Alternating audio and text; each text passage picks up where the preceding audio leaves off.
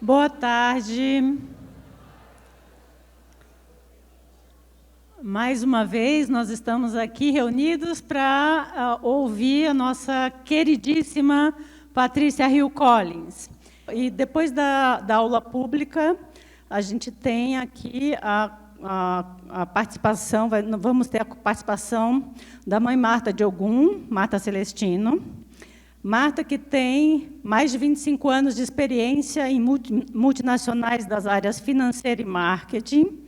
Ela trouxe seus talentos para a Ebony English em 2014. O objetivo dela era de reestruturar a escola, que é pioneira no ensino de inglês com cultura negra. Marta trabalhou para tornar a escola referência por sua qualidade, metodologia e uma das únicas instituições deste padrão, liderada por afrodescendentes nas Américas. Além disso, Marta Celestino é pesquisadora, consultora em inovação e diversidade. Ela palestrou no TEDx São Paulo e é apaixonada por construir pontes com a diáspora africana. Sua missão é dar suporte necessário para atingirem seus objetivos e experienciar novos lugares e culturas. Sua inspiração vem da liberdade, mobilidade, espiritualidade e do continente africano, o berço da humanidade. Sem mais delongas, eu deixo vocês com a nossa queridíssima Patricia Hill Collins.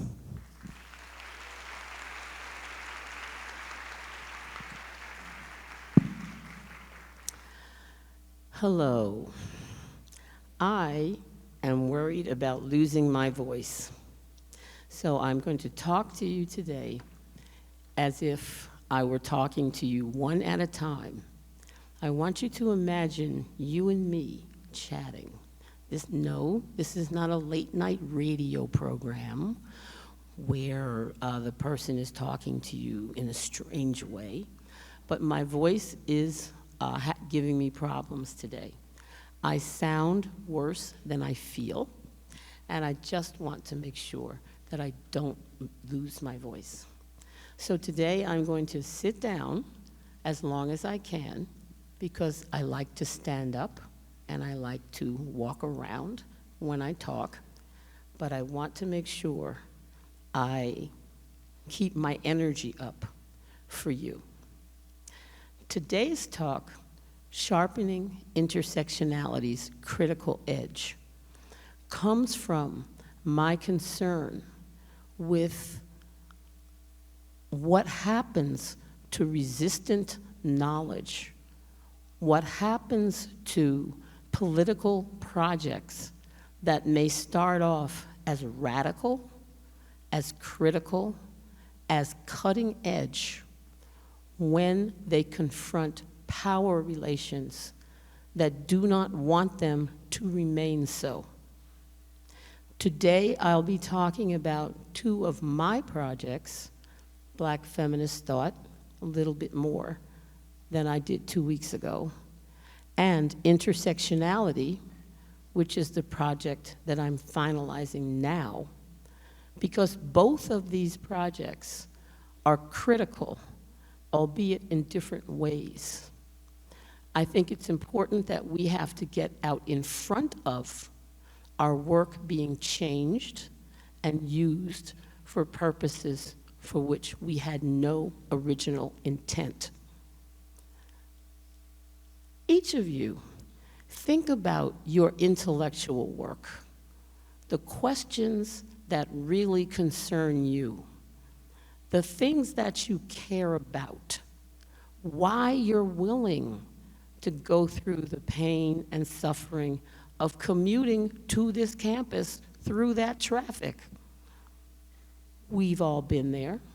And ask yourself, why is this important? I would say to each of you that whatever your vision or your idea is, if it is in defense of social justice, it is worth doing. But it is so easy to lose your way and forget what started you on a path, particularly when it comes to ideas and scholarship. So, intersectionality is a powerful set of ideas that had the luxury of flying under the radar for quite some time. Not anymore. It is popular. And when something gets popular, you have to ask yourself why. It's kind of like the difference between early hip-hop and commercial hip-hop. When something gets popular and is marketable and benefits some people over others, we have to really look at the work that we have created and ask ourselves, how do we sharpen our critical edge now? Next slide. This is the third of 4 public lectures at this wonderful university. And I realize I haven't thanked people yet, so I'm thanking Melvina. I'm thanking the members of the social science unit. This has been a wonderful visit. I don't know whether I've been the best visitor because I have not been feeling well, but this is a wonderful place where you are going to school. So I take what I do here quite seriously. This is the third of 4 lectures where today I will be referring back to aspects of the first 2 lectures, but not going through them. And this lecture prepares you for the 4th and final lecture next week, which will be about how all this comes together around the idea of violence. You can have come to 1, and that's enough, or 2, or all 3, or all 4. But if you attend all 4, you should see a progression. What does it mean to be critical? 2 meanings. Most people, when they think of being critical, they think of critical as critique or protest. We're being critical when we stand up and say, down with racism. That is, in fact, being critical and being very visible. Being critical is criticizing both the social practices and ideas that uphold social injustice. But criticism is always a response to something else. Criticism is a response to racism that's setting the terms of the debate, or to heterosexism that's setting the terms of the debate. It is easy to assume that it is enough to simply criticize and leave it to someone else to do the work of fixing the problem. This happens quite a bit among academics.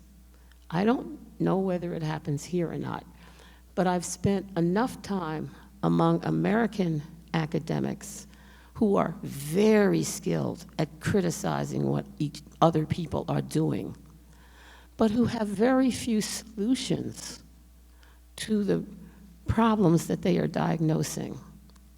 But critical as critique and protest is foundational to politics.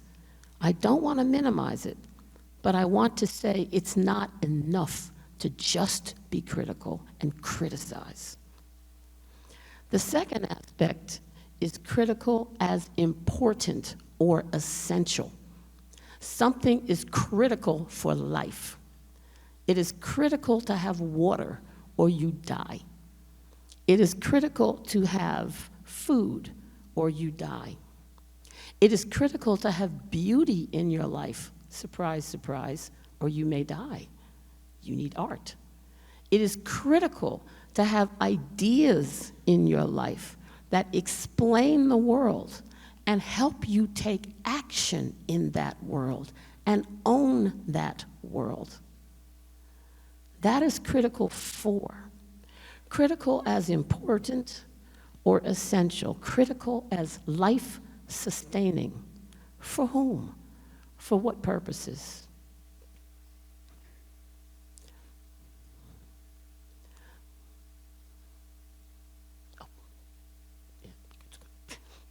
This is difficult, but I'm figuring it out. I'm afraid if I do this too much, they'll keep changing the slide. So you have to help me. The example of Black feminism is a really good case of these two aspects of critical of and critical for. Why Black feminism exists is not to produce wonderful books and films and movies about Black women that have no relationship to power and social injustice. But Black feminism exists in response to the treatment of Black women. It is critical of the treatment of Black women. It criticizes the treatment of Black girls. Let me come back to that. And it is critical for Black women. I put up here two graphics I believed I used earlier, but if not, let me just say a word about them here. The graphic on the top, both of these graphics are about the treatment of Black girls at the hands of police or school personnel. So often, violence against Black people looks so much to the experiences of young Black men or adult men. It doesn't look to women. But these graphics show you that Black girls experience a gender-specific example of racial violence, or a racialized example of gender violence, although I can't make that case, because it would be hard for me to see young white women wrestled to the ground like this in any situation by a police officer. What I can say here is Black feminism criticizes the treatment of Black girls as socially unjust. What it does is it looks at all of the situations and the social institutions where Black girls are seen as lesser, as other, where their opportunities are limited, their horizons shrink, and it says that is wrong. It is not merely descriptive of those practices. It is analytical and critical of those practices. But at the same time, Black feminism is critical for Black women. What do Black girls need to know in order to resist political domination? So there's an element of Black feminism that is talking about producing knowledge for people to help them protest, survive, and see who they are. And I start with children because children learn what we teach them. My presentation today is going to build on those basic ideas, because intersectionality emerges from Black feminism, so I'll be saying a bit about that. And it has two dimensions to it, because intersectionality criticizes power. Power. If there's no power in there anywhere, it's probably not intersectional. If it's all about identity, where people are saying things like, oh, my intersectional identity as a Black woman makes me cute and brilliant, well, maybe yes, maybe no, I'm not so sure. But where is the power? This is a discourse that talks about power relations as intersecting, and it criticizes them to give us conceptual and intellectual and political tools to analyze the power relations that affect our lives. That is what it is designed to do. And clearly, there are many people who hope and wish that that will fail. The second part of my presentation is very much targeted to this particular audience because I want to talk about intersectionality as criticizing epistemic power. This notion of power of ideas, how ideas themselves are sites of power. They're not just derivative of power relations in the real world. They have an energy of their own. So that's what we're going to do. Can I pause here for a moment and take a sip of water? I know this is very serious material, but I'm going to try and lighten up a little bit. I can be happier if you want, but it's hard to talk about, to do this work about changing deeply embedded systems of power and what it takes without being serious from time to time with some serious people, as you all are, I think. Well, okay, we're going to continue on. So moving into the first part, criticizing intersecting power relations. And here I want to talk about how two meanings of being critical matter. So I'm going to say a bit more about power itself and how it's organized. We're going to spend a little time on this slide, intersectional analyses of power, because what you see on this one slide is a miracle. I want you all to know you are witnessing a miracle. You can take your phones out and photograph this one slide, because this is, in a nutshell, what lies at the heart of intersectionality, intersectional analysis of power. Intersectionality investigates how race, class, gender, sexuality, age, ability, religion, and citizenship constitute intersecting systems of power that mutually construct one another. Now, what do I mean by that? Most of the time, people enter this work through one door. I entered critical work through the door of race. It was easy for me to see as a young person, because of the community that I lived in Philadelphia, that Black people were treated very badly. We had schools that weren't as good. We had less beneficial transportation. There were a variety of no hospitals in the neighborhood necessarily. And that seemed to be directly connected to race and racism. I didn't have to work hard to figure that out. And neither did the people in my community. So for me, walking through the door of race and saying, racism might have something to do with this, what exactly is racism? But when I started poking around and asking, what were the effects of racism on different people in my community, I noticed that racism had it was organized differently for men and for women, and for adults and for children, and for middle class and poor people.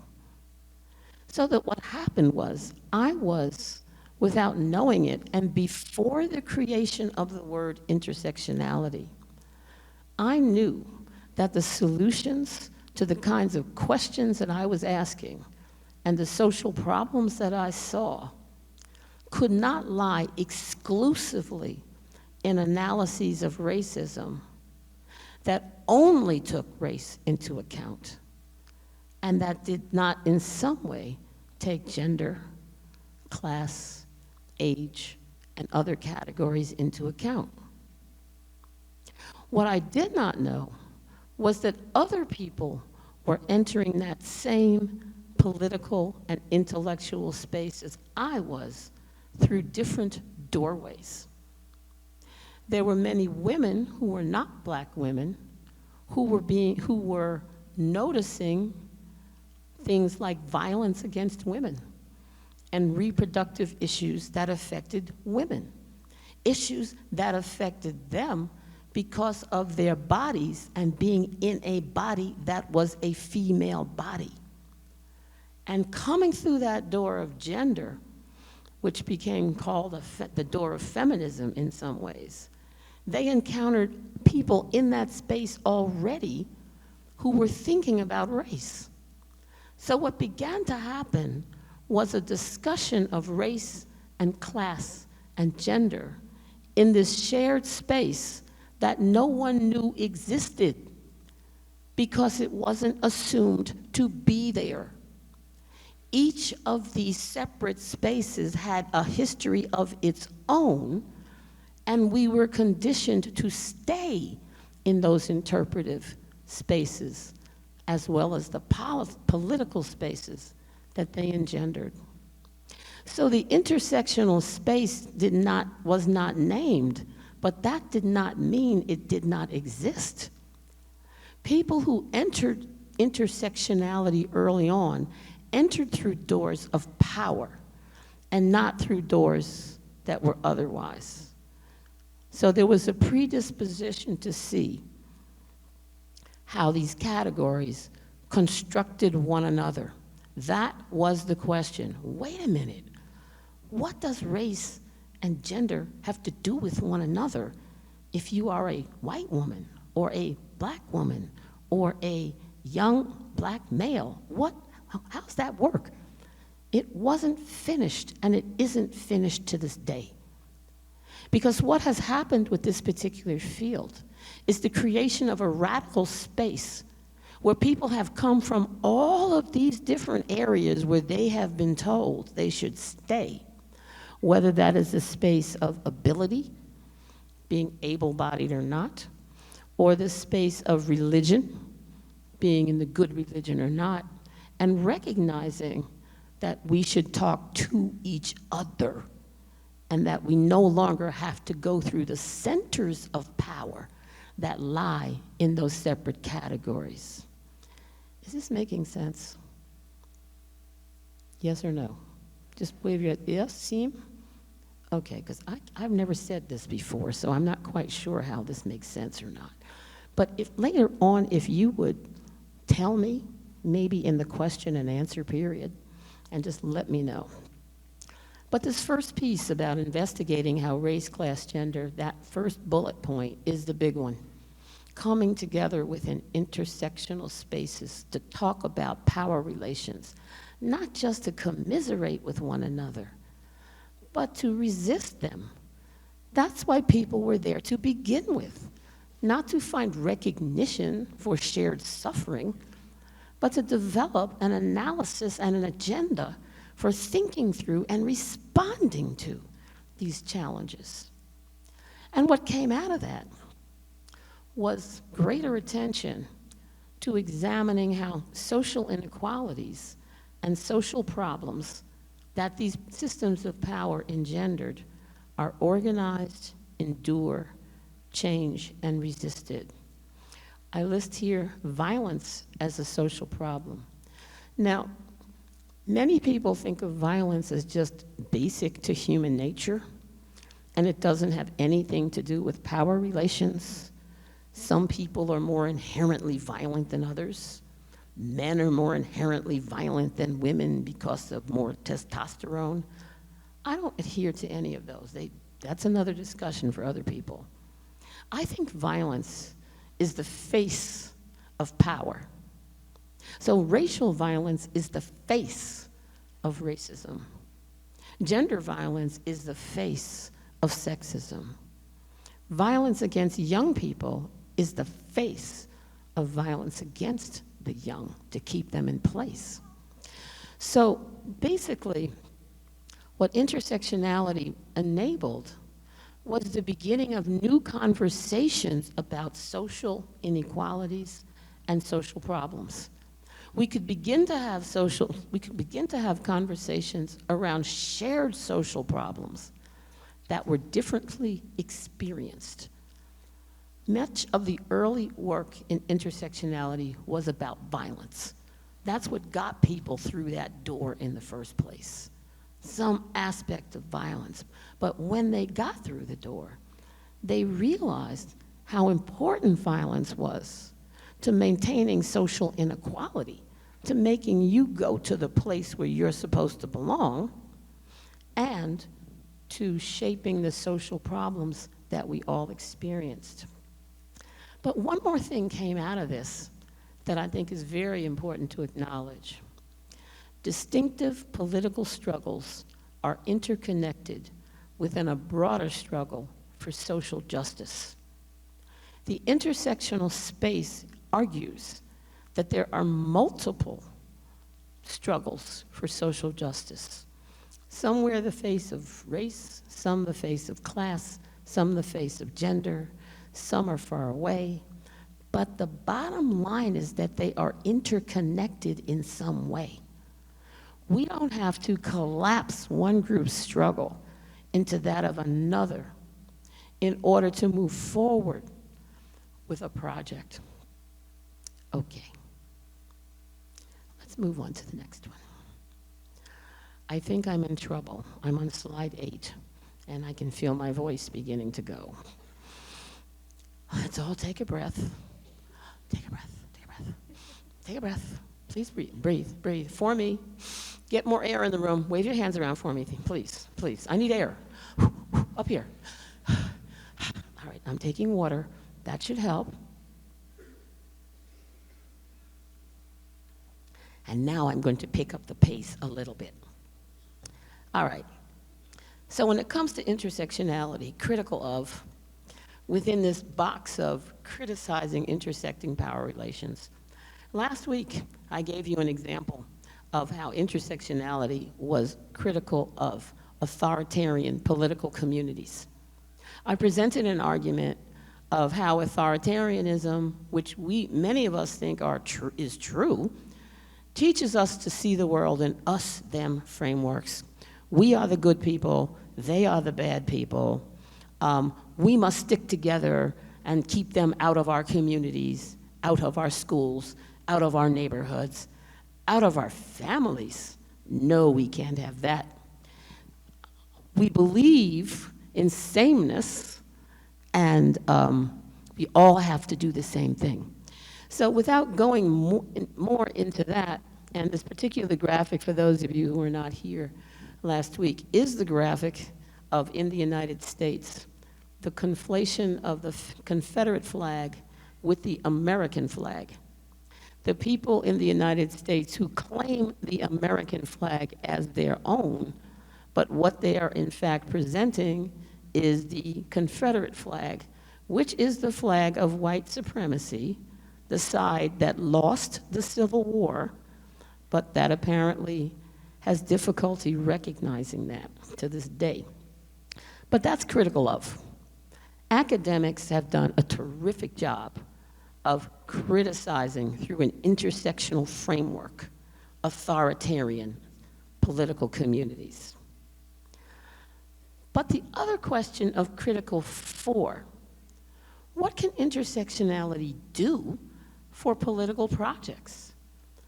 How can it be meaningful in a way for people who are involved in social justice projects, similar to how Black feminist thought is meaningful for Black women?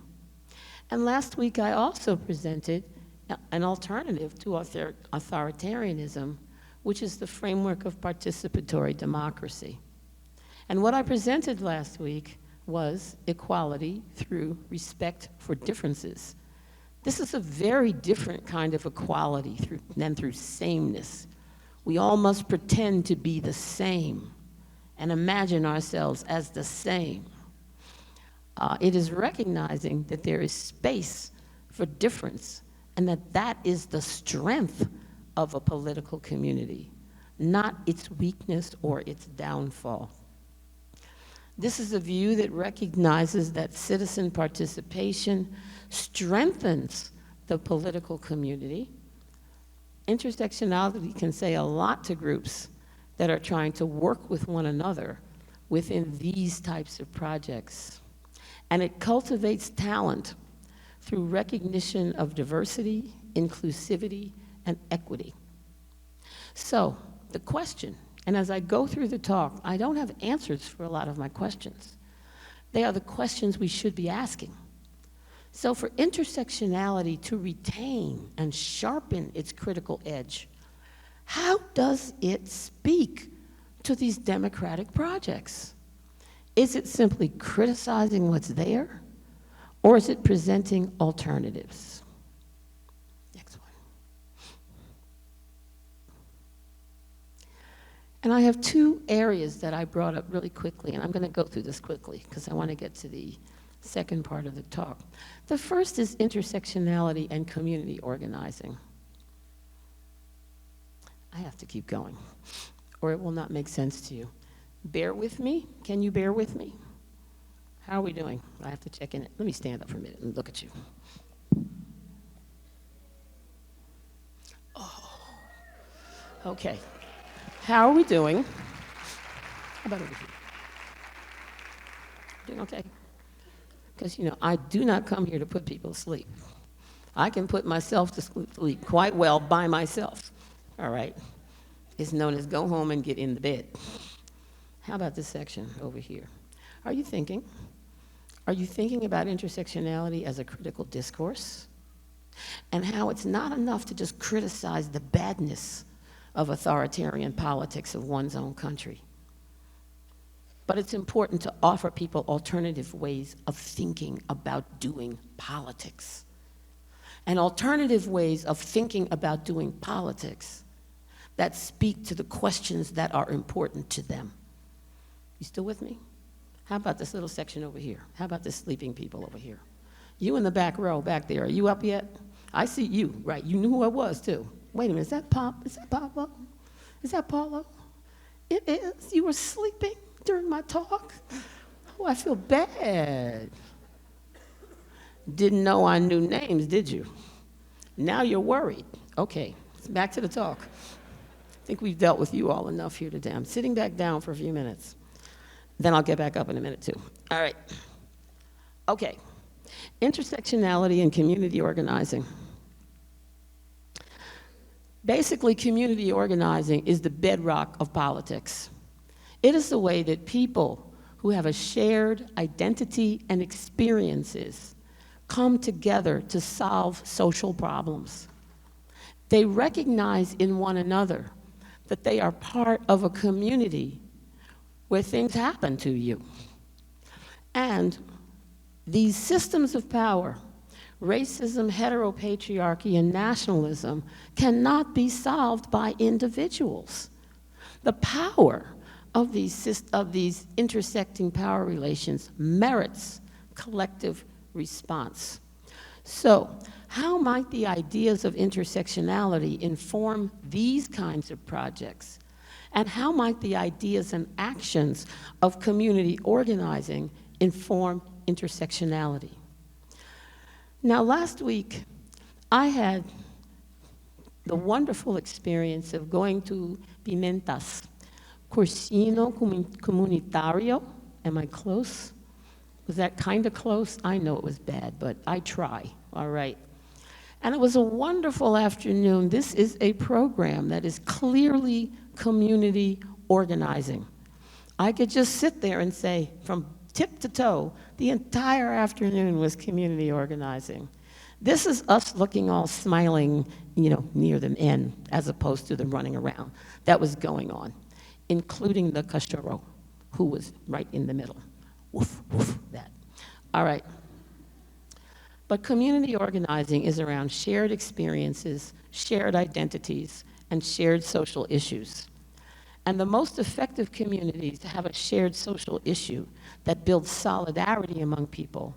This particular program is a Saturday and Sunday school where high school students come to prepare for the exam that I believe many of you had to take to get into college. How many of you actually went to a school like this to help you prepare? Could you raise your hand? There's one person there. Yes. Oh, there we are. Now they're confessing. All right, put your hands up. This is really, really important because this form of community organizing, the way this works is people volunteer their time on Saturday and Sunday to work with high school students to help them pass the exam, to be able to come to school, to then go back and also volunteer in the space. And what happens is an intergenerational network of political organizing. I believe this school's been in existence for 20 years, which is a fair amount of time to do this kind of work without a budget. So when you are armed with the power of ideas, and it's amazing what can happen. The parents were there cooking for the high school students. And I want to tell you, lunch was yummy. Almoço, boom, all right. But the issue here is this work can be joyous in community spaces. It can be hard work. These students were studying hard. I went in the library and I wanted to see what books they were using. These exams are no joke. If you've taken them, you know that. But the assumption that kids from Pimentas could not pass this exam, and that is why they were not in universities. This school said, or this community organizing project said, we are going to organize to refute that, to resist that set of ideas.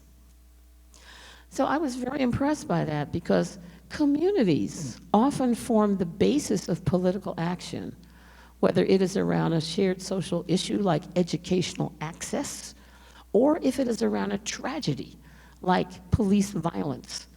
And you know you cannot solve this by yourself.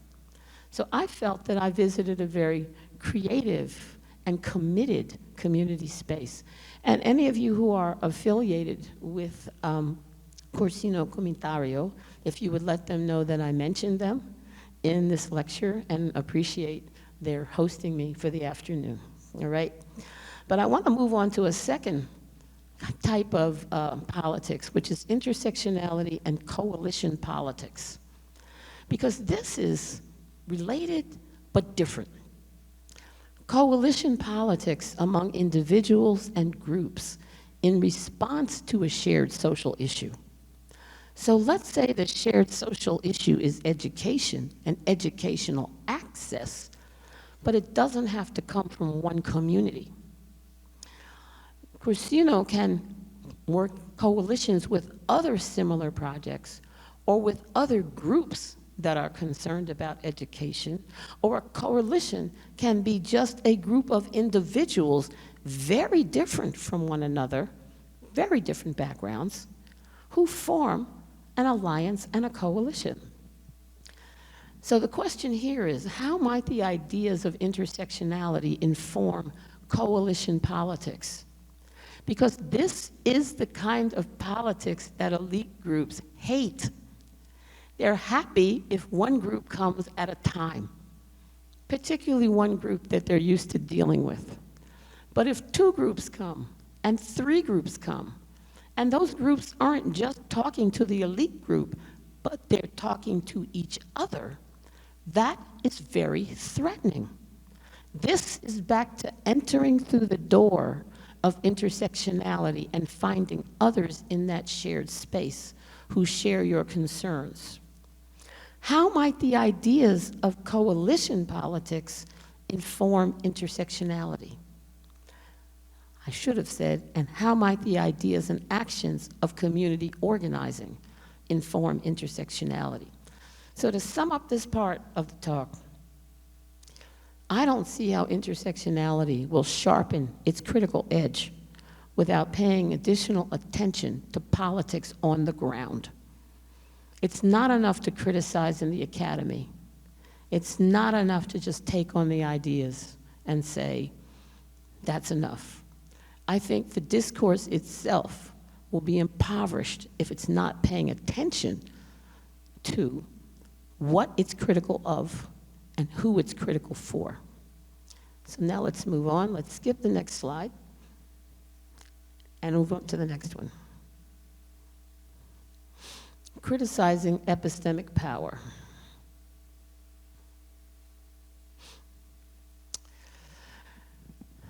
Here I'm going to talk a little bit about just some of the core ideas of the book where I decided to take this on. I decided, rather than complaining about intersectionality and how everyone was using the term quite loosely for their own purposes, I was going to ask, is intersectionality a critical social theory? And if so, what kind? And at the center of my analysis was going to be an understanding of what it means to be critical. I had to write a book that talked both about being critical of ideas, but also how ideas can empower. If you do the kind of work that empowers people, that is a real gift to get to that place. So anyhow, epistemic power. Let me just say a bit about this, because my sense is that everyone in this room has already run into a lot of epistemic power, and from here on is going to continue to encounter epistemic power, because it is all about, such power is all about hierarchy, but it's all about ideas. Power relations are built into both the content of knowledge and the processes of knowledge production.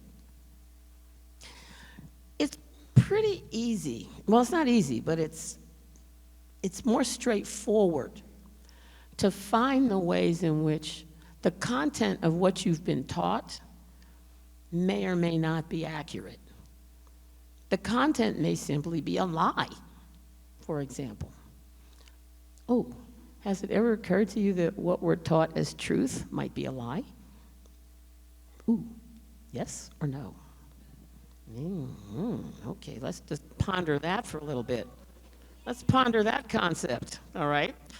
And how one comes to notice that what you are being taught is either incomplete, partial, biased, skewed, or just plain wrong. And then when you are critical of it, you are told, oh no, you're too young, you don't know enough, it's not your field, or whatever. Now, I used to think this was the problem of being young. No one's listening to me because I'm young, kind of thing. And when I age out of being young and I know more stuff, then I will have power.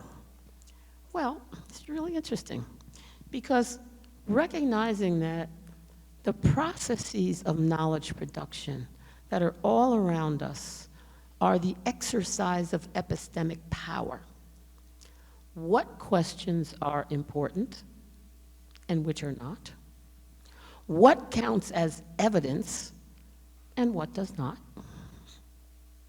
What is a convincing argument and what is not? Which audiences matter and which do not? Who is permitted to do intellectual work and who is not? This lies at the heart of epistemic power, the ability of ideas to control, even though on their own, people who are doing this may not even notice because it's so natural and so normal. Let me give you an example. I think I want to get into the Wayback Machine. No, I don't want to get in the Wayback Machine yet. I want to get into the senior status, surprise, surprise, part of my life, all right, and say, when I moved to the University of Maryland and I entered my department as a full professor, I was the only black woman full professor in the department, 30 people. There was one white woman and everybody was scared of her, and I loved her immediately. She was wonderful, all right? And there was one black man who I did not get along with because he felt he should tell me what to do.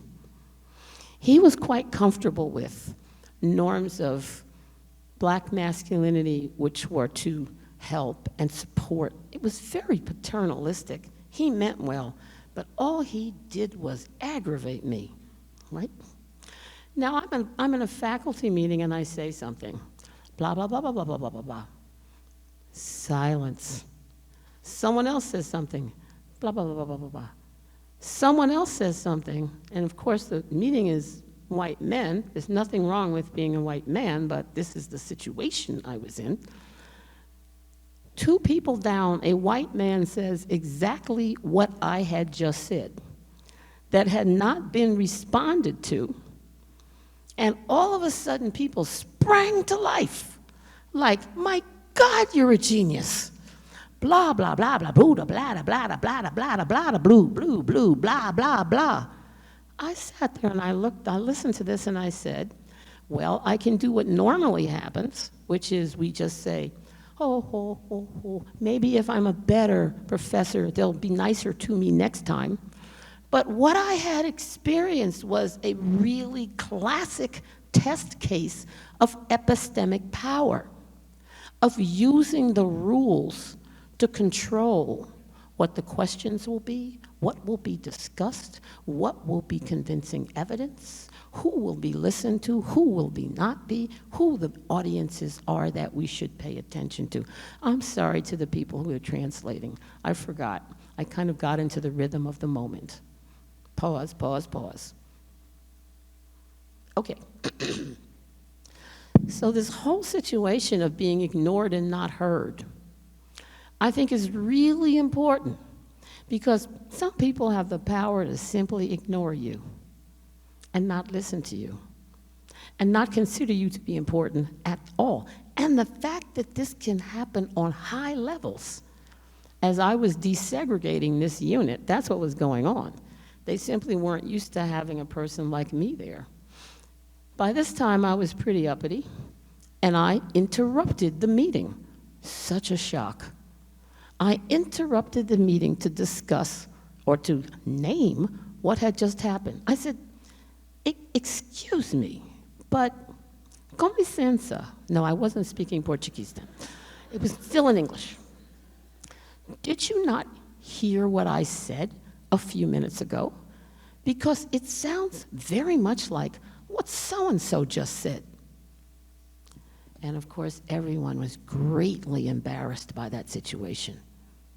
Because what I had pointed out to them were the unwritten rules that they were using in terms of who is listened to and who is not, and how that affected the outcome of that meeting, which was the knowledge we were creating in that meeting.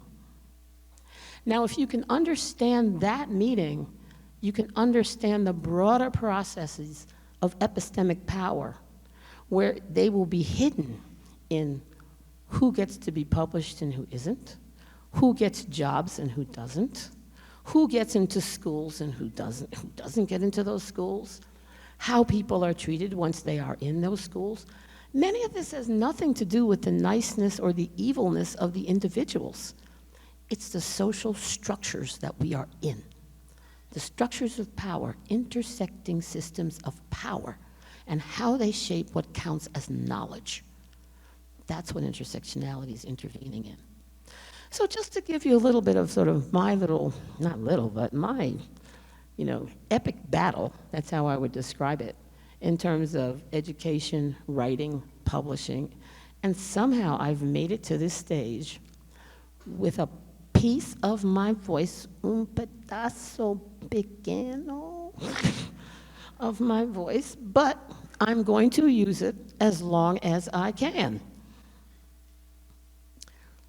Next slide. Writing Black feminist thought. It was all about this. It wasn't necessarily about Black women. I knew I was on solid ground. with what I studied, the techniques that I used, the questions, what counted as evidence, I was actually more thorough because I had to have what counted as evidence for Black women and what counted as evidence for the academy. But the question of how to confront epistemic power, the rules that were built in, the rules themselves, was the challenge. How was I going to navigate writing that book so it stayed true to Black women who could recognize themselves in the book, and it was scholarly enough to get published, and also to help me keep my job. Now, I tell people I didn't start writing Black feminist thought until after I had tenure. Everybody thinks it was my dissertation. Nope. My dissertation was all about the things that are in Black feminist thought without saying Black women. Too much of a red flag at that point. Nope. When I wrote Black feminist thought, I recognized I was confronting epistemic power. And I had to first find a way to make sure that Black women would recognize themselves in the book, that the evidence that I was producing, the argument that I was making would ring true to them. So I asked my students.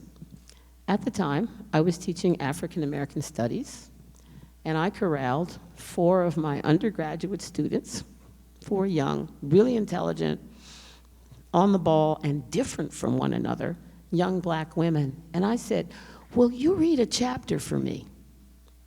Now I knew the publisher was going to send the book out to scholarly readers, most of whom would not be Black, maybe not even women, but who would be reading for those tried and true standards of scholarship, which I met, but who would be predisposed not to like my argument because they just didn't believe this audience was important. But I decided I would write my audience into my book, so I sent them home with a chapter. And I said, don't tell me what to fix. Just tell me what you think when you read this chapter. And I sent them home with a chapter on mothering and mother work. And they came back, and one young woman said to me, that is exactly what my grandma says. That reminded me so much of my aunt, I cannot believe it. They were telling me that I was speaking the truth of Black women's lives, even though that truth wasn't necessarily in the language all the time that Black women used. So I had to figure out the translation between that and getting it into print. And from there, I think I mentioned to you the challenges once things got into print. And from there, making sure the book didn't disappear. Well, this particular story has a very happy, quote, ending, because the first, on the far left, you see Black feminist thought the way it looked in 1990. That was the cover graphic. Black feminist thought. My students came to me and said, people are stopping us on the bus and asking us what this is. We've never heard of anything like this. What is this? One woman said, this one guy came up to me and said, oh, I hate what's in that book. And she said, well, have you read the book? He said, no, I don't have to read the book. I just know I hate it. Now, this is a very interesting climate to work in, because when you're confronting epistemic power from outside, but also around you, it's good. So I was quite happy with the cover because it was doing work I couldn't do. But then I'm pointing out to you across the bottom the different editions of the book, one of which I'm very happy with, which is the Portuguese translation. I was extremely excited when it was translated into Portuguese. And then the most recent, which is the 30th anniversary edition. So this book has legs and staying power. And I think one reason is because I had to think through very carefully. Too much head moving, sorry. okay, very carefully, the situation of epistemic power. I couldn't ignore the conditions that made my work possible. Now, a lot of academics do that. They just assume if their ideas are good, people will just find them and say, wow, you're fabulous. I had no such guarantee. And this is the nature of critical projects, being critical of and being critical for. Okay, I don't want to dwell on this too much. I can come back to this and you can ask me about it in terms of how that worked with Black feminist thought, but basically epistemic power operates by making you, taking away from you the power of your own agency, agents of knowledge, and turning you into objects of knowledge, things that can be studied by other people who are smarter than you, who have more education than you. So what I was doing in Black feminist thought was challenging that entire system, not overtly, because that would be not to get published, but certainly, if you can read the subtext, you can find plenty of that in there. Now, writing intersectionality is a different path, because intersectionality comes from Black feminist thought, but it had no name. But epistemic power is just as important. So here I want to tell you this quick story about, I'd say, 15 years of intersectionality, which becomes named in 1990, but just dawdles along there peacefully for quite some time, until 2015 or so, when all of a sudden the term takes off. Now, this is really interesting to me. Why does a term take off at a certain point in time? And how does it take off? Well, in the US, it's, quite frankly, I want to say, how can I say this nicely? Many people on the far right recognize the power of the term. They were asleep at the wheel. They hadn't noticed 15 years of coalition politics that went into the making of this particular term. And at the bottom, whoopsie, oh, there's more. Oh, next slide, I'm so sorry. This is me. We should be here, sorry. Now, all the things I just said, pretend I didn't say them. Now remember them, and there they are, and now I'm pointing at the books on the bottom, okay? I know it's hard to forget something and remember something you forgot. I mean, I understand how hard this is, but you look pretty smart. All right, so what I had been doing since 1990 was confronting epistemic power through the discourse of intersectionality without it being known as such. Down at the far left, I'm picking up where I stopped off that prior slide. Black feminist thought was well established. Black feminist thought becomes translated into other languages. But I want to point to the book in the middle, which is called Race, Class, and Gender. It is a green cover, and it's the book that traverses this entire period. During a 20-year period, my co-author and I, each 3 years, revised an undergraduate textbook called Race, Class, and Gender, which is, by the way, in US universities where the money is, textbooks are very lucrative.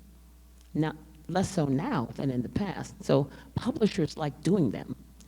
And what we did every 3 years was we assembled the best work that we could find that seemed to be talking to each other around race, class, gender, and then increasingly sexuality, nation, and ethnicity. So what we did in a methodical way was not just imagine intersectionality as falling from the sky, but laying a foundation for this work and for this way of working. Once it became named and took off, we were on a much firmer foundation to talk about this field as critical and knowing how it had evolved as critical. And of course, the intersectionality books, because I figured, well, I now need to write a book about intersectionality and not just about race, class, and gender. And that's what I've been doing. I'll tell you a bit more about that in a minute. So anyhow, to begin to wrap up,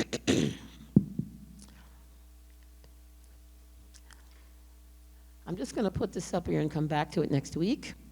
But intersectionality as critical social theory is what the book, Not Just Ideas, is all about. I'm leaving out a lot because my voice is going. Next slide. But basically, the core questions that I engage in this book are, the core question, what makes intersectionality a critical social theory? Why does intersectionality exist? What is the relationship between critical inquiry and critical praxis? Critical of what? Critical for who? And I also lay out intersectionality's cognitive architecture. So when you get to that book down the road, I wouldn't start with this one, but I would definitely aim for this one. And you're doing your, basically, I don't know, down the road intellectual work, you're writing dissertations and things beyond that. This is the kind of book that will give you an analysis that can be critical of existing social theory, but also critical for the kind of social theory that you might want to do. It is a set of tools for people who are engaged in these types of intellectual battles with epistemic power. So this is a book to take with you as you think through epistemic power and how it works. I think I want to go to the next one, then I want to, next one,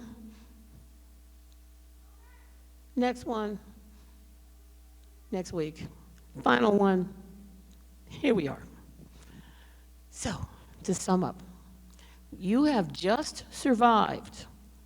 I want to point out this to you. You have survived one of the more challenging lectures that I will give. The material was complex. It required of you thinking about how to put your own project in what I was saying. It pointed out to you the importance of doing work that is important to you. It pointed out the pitfalls and the dangers of doing intellectual work. And it also argued that you cannot be out of touch with people who are doing political work, saying that ideas don't matter, they're just off to the side. What I have argued today is that ideas are at the center of all of this. They are at the center of power relations. I take them seriously. I encourage you to take them seriously. And what I would very much like is to see you next week so we can wrap this up. Thank you.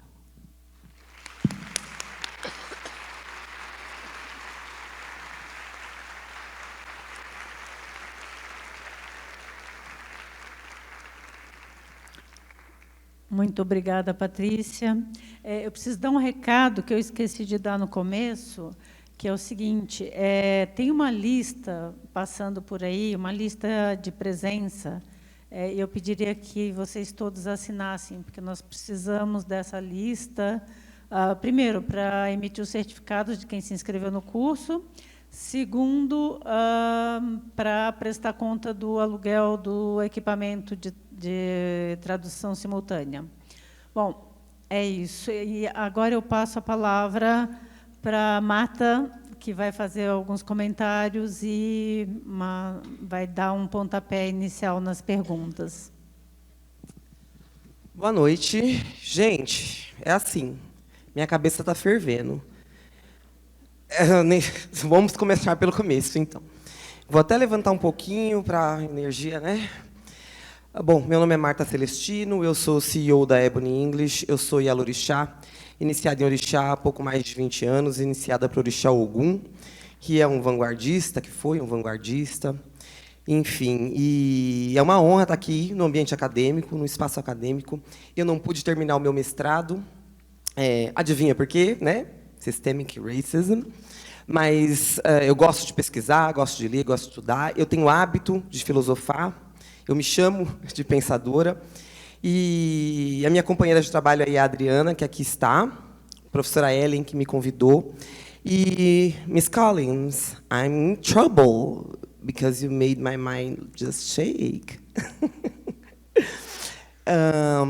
Então, é assim, desde a semana passada, vim aqui acompanhar os pensamentos de Patricia Hill Collins, e tenho pensado da perspectiva de matriz africana, e eu vou tentar não me alongar muito, apesar da complexidade do assunto. Como é que são essas relações de poder? Como é que é a interseccionalidade a partir do candomblé? Estou falando do candomblé porque eu sou iniciada no candomblé, sou iniciada em Ifá, mas matriz africana não é só candomblé, em termos de religião. Então, eu preciso falar algumas coisas importantes. A primeira coisa importante apesar de ser religião de matriz africana, não é só religião que ali dentro acontece. A própria forma como o candomblé foi criado no Brasil é uma colmeia de culturas, é uma colmeia de saberes, de práticas religiosas, de liturgia, de práticas culturais e filosóficas que se juntou aqui, se juntou na América Latina toda e nas ilhas do Caribe, acredito eu, fora do continente, por causa da diáspora, por causa desse sequestro que foi feito. Só que a gente não chegou aqui vazio, né? Os nossos ancestrais não chegaram aqui vazios. Então, nós construímos coisas novas. Nós adaptamos palavras, adaptamos vocabulários e adaptamos a nossa liturgia também. Mas o que talvez não estivesse tão organizado, como está mais recentemente, é a ideia de que o candomblé em si é uma organização política.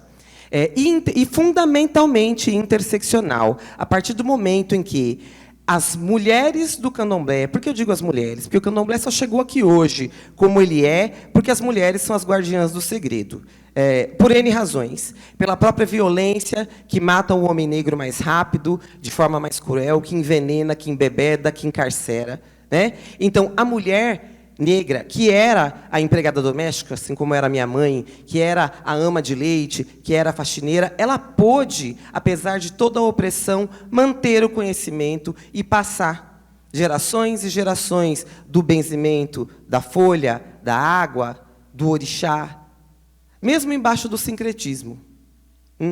E a gente volta a falar de poder aí. Eu quero muito depois voltar e dar uma pincelada nessa palavra poder dentro das relações que a religião de matriz africana construiu através desses anos todos aqui. Então, depois de toda essa construção, o que acontece é que nós somos a primeira religião, né, a acolher todas as pessoas dentro dos seus micro-universos, na nossa comunidade. Então, o que me encanta como Yalorixá? Uma coisa que me encanta como Yalorixá é justamente a ideia de que eu posso, a partir do jogo de búzios, do oráculo, ler uma pessoa enquanto um indivíduo e todo o universo que esse indivíduo é, e, a partir daquela leitura, receitar um remédio, que a gente chama ebó de remédio, é como ir ao médico, né? Então, a parte mística, ela existe. Mas, na verdade, nós somos uma sociedade de químicos e de matemáticos, porque nós trabalhamos química, e nós trabalhamos a matemática através dos odus, e nós trabalhamos psicologia, porque as pessoas chegam no candomblé querendo palavras, querendo resolver os problemas delas, e a gente não resolve de forma mágica, né? São esses remédios, é esse convívio social, né? Eu fui para o candomblé para uma casa profundamente matriarcal. A minha falecida Yalorixá era uma mulher negra alta, com uma voz muito forte, muito mandona, porque mulher preta é mandona, né? Muito mandona, só que ela não entendia muito bem o que era esse negócio de racismo, culturalmente falando, né? Na cabeça dela, ela falava, não, a gente vive numa democracia racial. mas tanto eu quanto a Adriana, que aqui está, fomos levando política para dentro da casa. Eu era militante no movimento hip-hop, militante no movimento negro, e a gente foi politizando esse ambiente, né? Então, o que acontece é que a gente começou, mesmo sem aquilo estar tão organizado como os pensamentos de Dr. Collins, aquilo não estava tão organizado, mas a gente conseguia entender que a gente fazia política, que a gente tratava de feminismo, quando a gente juntava aquele monte de mulher preta, tudo mãe solteira, tudo empregada doméstica, ou a maioria, sabe? Pessoas que queriam ir para a universidade, mas que não se viam naquele espaço. Lésbicas. Era uma casa matriarcal, tinha pouquíssimos homens, acho que a gente era 98% de mulheres, né? A gente teve filhos homens, mas assim, quem chegou com a gente eram mulheres. Então, era muita intersecção, era gente morando em favela. Então, era muita gente junto ali, buscando uma coisa só: equilíbrio. Que a gente pode ler como justiça social, porque a gente queria estudar, a gente queria trabalhar e ganhar igual aos nossos colegas brancos, né? A gente queria estudar, eu mesma fui para a universidade com a ideia de fazer mestrado e doutorado depois, e as pessoas falavam: o quê? Sério mesmo? Eu falava: isso é o que eu quero, né? Então, o candomblé no Brasil e as religiões de matriz africana têm um papel político muito forte, especialmente dentro das comunidades, que é onde a gente alimenta aquela comunidade, né? Então, a gente vê, por exemplo, as religiões tradicionais que têm matança animal, né, que é o sacrifício animal, tudo lá é regulamentado. O do candomblé é demonizado. E aí a raça vem antes. Então, vocês veem quantas coisas a gente trabalha dentro do candomblé. A gente trabalha raça, a gente trabalha gênero, a gente trabalha expressão de gênero, mais atualmente.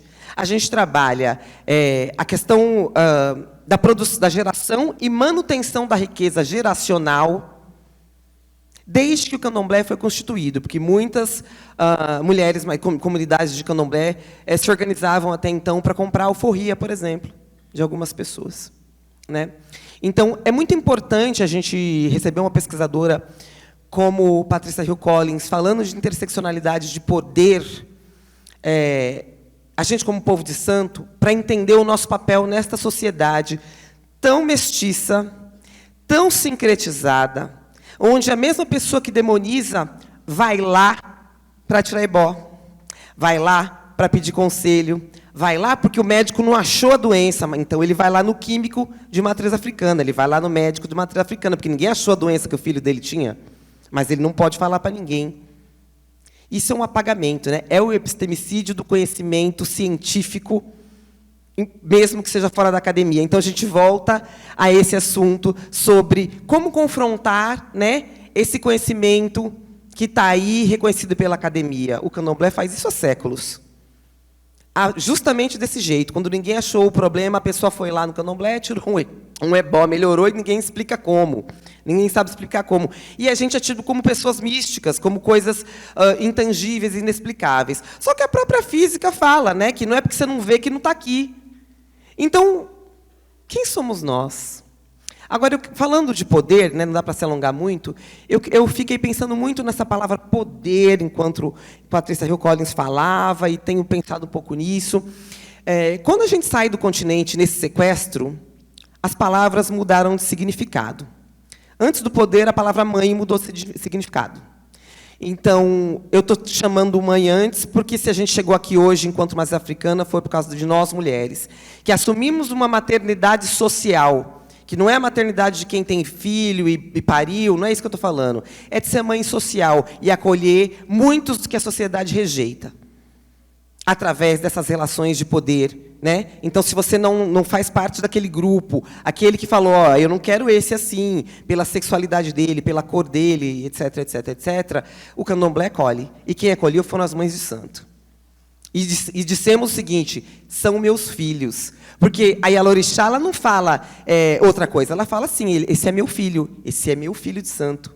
Às vezes, até os nossos filhos sentindo ciúme, mas a gente fala: esse aqui é o meu filho de santo. E a gente põe para casa, a gente acolhe, e é bêbado, e é drogado, e não interessa, é meu filho de santo.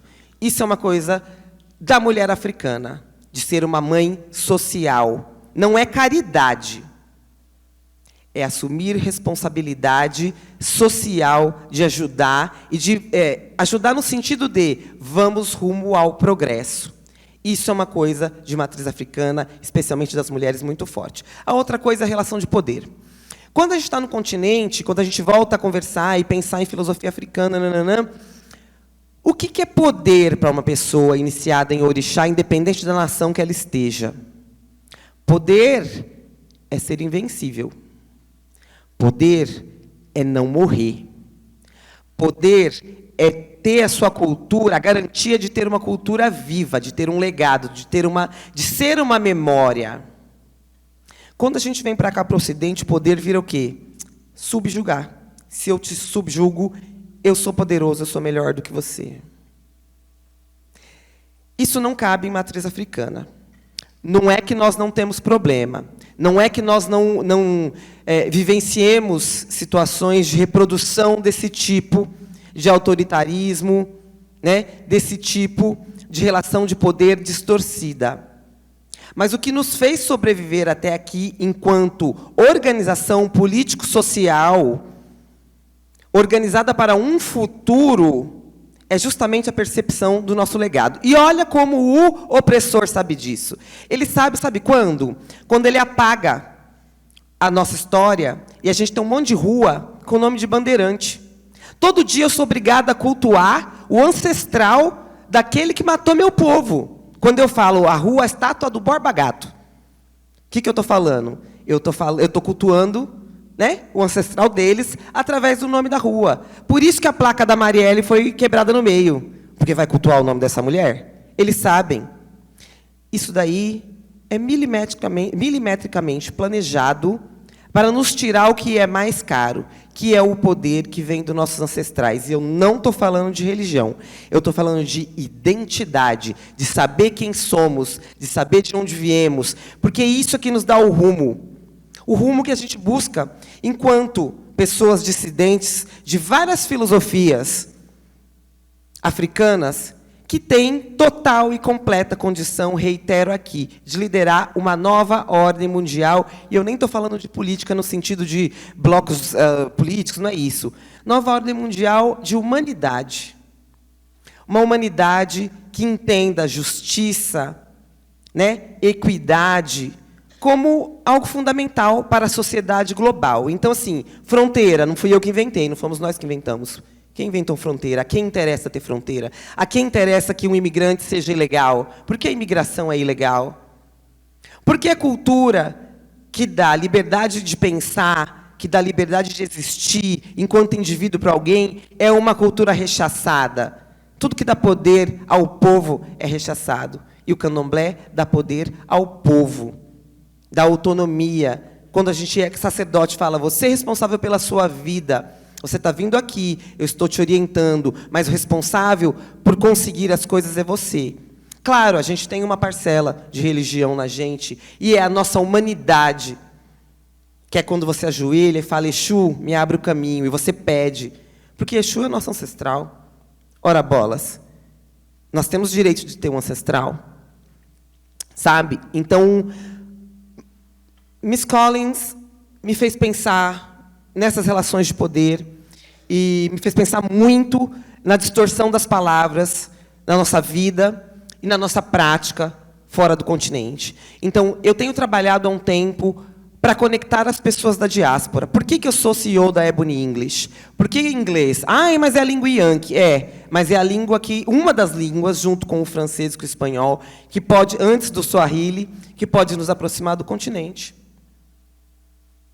A gente pode se falar melhor, a gente pode trocar experiências, a gente pode trocar, inclusive, experiências de organização social, pensando nesse futuro. Eu me arrisco a dizer o seguinte, que o encontro da diáspora é o primeiro encontro antes da diáspora com a África. Porque a África também sofre de colonialismo. Mas e o que tem a ver a África com religião? Tudo. A África é o berço do mundo. Eu acredito que ali a gente tem condição de encontrar muitos elementos que possam e que já nos dão respostas para várias perguntas que a gente tem. Se eu fosse endereçar uma pergunta à Patricia Hill Collins agora, nem sei se eu posso endereçar uma pergunta, mas eu diria o seguinte: esses estudos sobre interseccionalidade e todas as outras coisas que a senhora trouxe aqui, pensamento feminista negro, política, democracia, são estudos para lá de importantes, especialmente para a comunidade negra, que muitas vezes não se vê num espaço de poder desta forma, com o poder da palavra, e muito menos com o poder de desenvolver uma teoria, né? Então, são estudos muito importantes feitos por uma mulher negra, por pessoas negras, dentro do espaço acadêmico.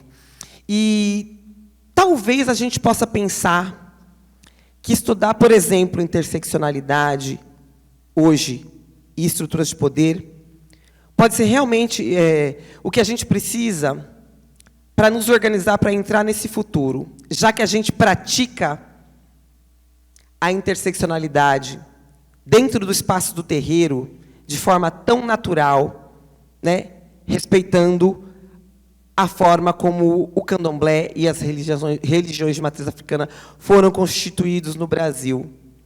Não seria esse, então, o nosso driver para oficializar não somente a capacidade do povo de terreiro de produzir material acadêmico, de produzir política pública de qualidade, né, e com muita propriedade, né, pensando nesse futuro justo e igualitário, não seria esse estudo um precursor desse encontro da diáspora e da nossa capacidade de se organizar frente a um futuro?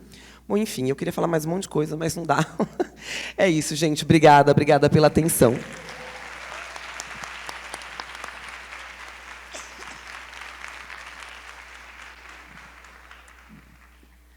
I think I would just say that, well, thank you. Since I know I'm going to see you this weekend, I'm going to save some questions for then, but I think you really touch on you touch on many important points, but I just want to talk about this last one.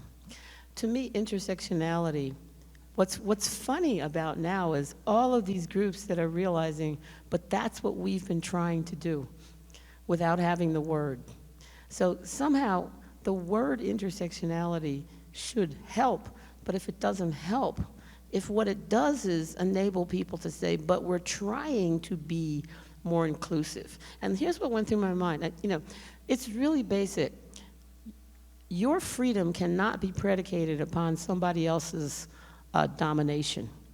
If you keep it that simple, and basically as sort of the rule of thumb within political organizations or religious or quasi-religious organizations, it's a way of saying, but this policy that we're proposing that we want to see, in what ways does it empower us, but at what cost to other people? So it's a way of looking at the connectedness of different projects and different groups and different individuals, always looking at the connectedness, not looking for a common humanity, which I certainly believe is there, but also looking for a commonality in our politics, where in some ways we are more respectful of others because we know we're being held to the standard of not intersectionality per se, but we're being held to that standard of, that ethical standard of social justice that fundamentally says, if we're going to become empowered black women, it can't be at the expense of black men or vice versa. Or it cannot be at the expense of LGBT people, or it cannot be at the expense of indigenous people. This may be wonderful for us, but not so great for them. So it just opens all these doors to the kinds of conversations that aren't going through the power at the top, but are basically among the groups who are differently disempowered and struggling with these issues and drawing upon different resources as they do so. Because as you describe the significance of the African diaspora and then the African worldview, cosmology, philosophy, there's a lot going on there that is being rediscovered, I think, among many African groups. I mean, it's a huge continent with lots of different groups and whatever. So this is very difficult to sort of generalize, right? But I tell you, the work is moving in the right direction. And they have their own issues too with their own youth, who can be lost, to Western ways, in ways that are most upsetting because you are at the source and your child is not, kind of thing. So, I'm really, the more I learn, the more I come, the more I'm just, the more I'm very respectful and happy that I've come and gotten a chance to just hear just a short amount of time that you had. But when you said it may not be visible, but that doesn't mean it's not there, that I think is another big idea to carry people forward. Whether it's power, just because you can't see it doesn't mean it's not affecting on you in a negative way. Or this notion of power, this alternative view of power that you presented is very intriguing to me. I'm just going to let you know. You jumped like it was not a throwaway for you, but you were just comfortable talking about this. Oh, to be invincible, not dying, to assure a legacy, to assure a memory. Stop it. Okay, sorry, I had to yell at that for a minute. It just started making strange noises. I think that's because your ideas were so powerful. It affected the electricity, all right, in my machine. All right. But the question of power doesn't have to be subjugation. Power can be, this spoke directly to the whole notion of critical for. Coming up with alternative notions of power, coming from various traditions, where people can have a vision of what it means to be powerful and to be empowered. And we're far away from that, honestly. We're dealing with 500 years of significant history, to really push back against. But that doesn't mean if what you say may not be visible, but that doesn't mean it's not there. So I'm just going to take that home with me. And I'll cite you, but I'm tempted to claim it as my own, but I'll cite you. Bom, agora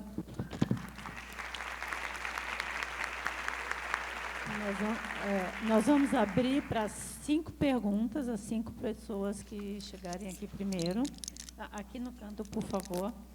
Hoje a gente vai ter que limitar também, por conta do estado de saúde da convidada.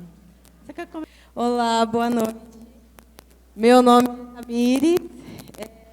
Eu sou mãe da Olivia, a criança que...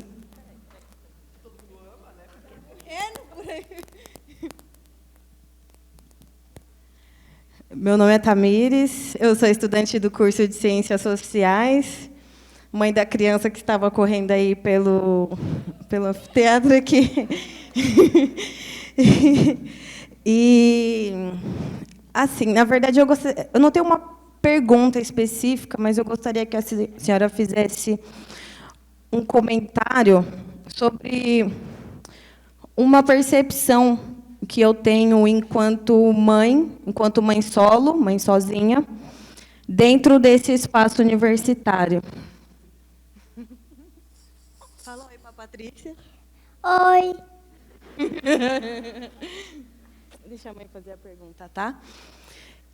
Que é a seguinte, eu percebo que, nesse contexto político neoliberal, racista, principalmente nesse contexto do terceiro mundo, ter filhos, ao contrário da cultura iorubá que diz que nossos filhos são prosperidade, são nossos ancestrais que retornam, são motivo de festa e de alegria nas nossas vidas, essa sociedade, esse pensamento ocidental diz que os nossos filhos, na verdade, são empecilhos aos nossos objetivos, enquanto mulher empoderada que quer se inserir no mercado de trabalho.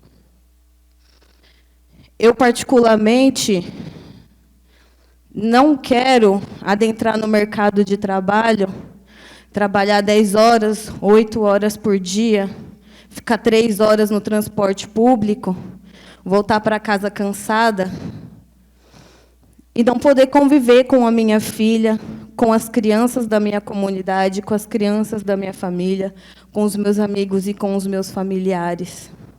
Essa não é uma pauta que eu reivindico, mas, infelizmente, esse é o sistema no qual estamos inseridos, e eu, particularmente, me sinto deixada para trás. sinto que a minha maternidade enquanto mulher negra, ela não provoca empatia. E de que as pessoas naturalizaram que, enquanto mulher negra, eu sou forte, eu sou plenamente capaz de lidar com tudo isso como uma máquina. Às vezes eu adoeço e eu tenho que cuidar da minha filha, mesmo com febre e dor no corpo, porque eu não tenho um amparo, uma rede de apoio ou quem cuide de mim. E fico pensando o quanto isso é desumano, mas, ao mesmo tempo, o quanto eu não posso parar e encontrar caminhos, principalmente dentro da espiritualidade. Eu também sou de matriz africana. Mas o quanto é difícil e o quanto é revoltante perceber o quanto a maternidade negra ela é invisibilizada, mesmo nos espaços onde as pessoas dizem que elas possuem um letramento racial. E eu queria que a senhora comentasse um pouco sobre isso. Muito obrigada. A senhora é muito linda e eu sou sua fã, Tiete.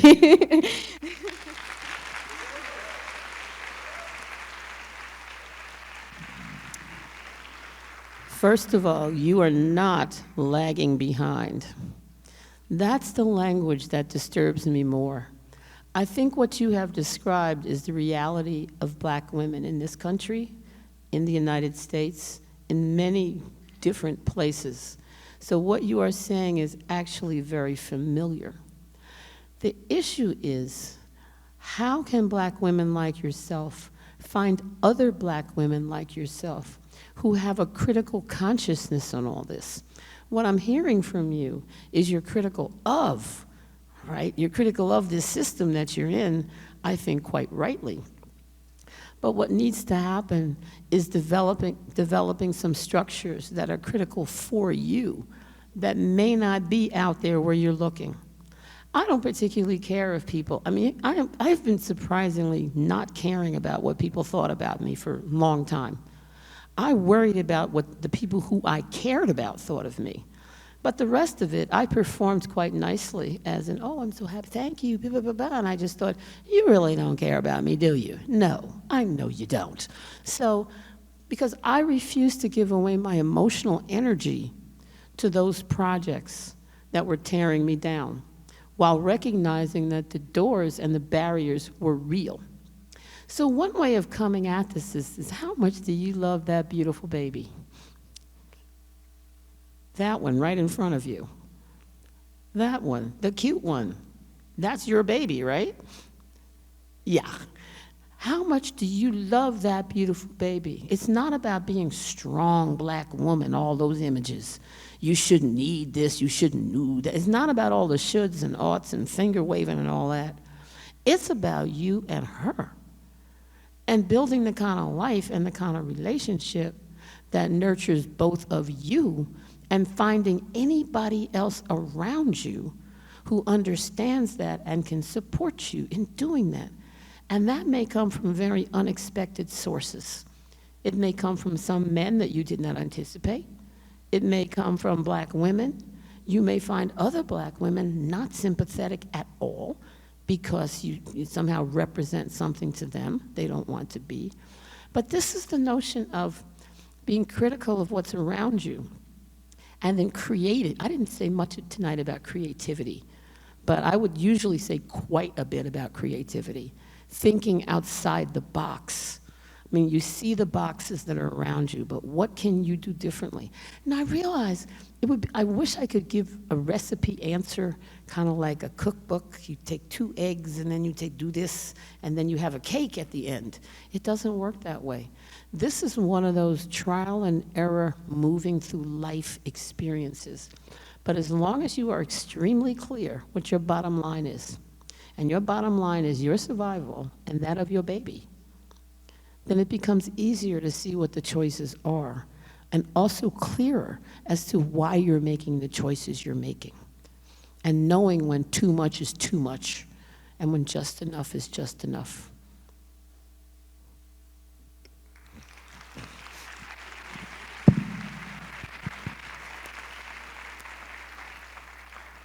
I want a picture, by the way. Eu tenho foto com você e sua filha. Okay, good. Okay. Olá, eu sou Luiz, eu sou terceiro semestre de Ciências Sociais, um aspirante a cientista social, que eu gosto de falar. E eu queria falar algo que foi falado aqui sobre o lugar, saber de onde viemos e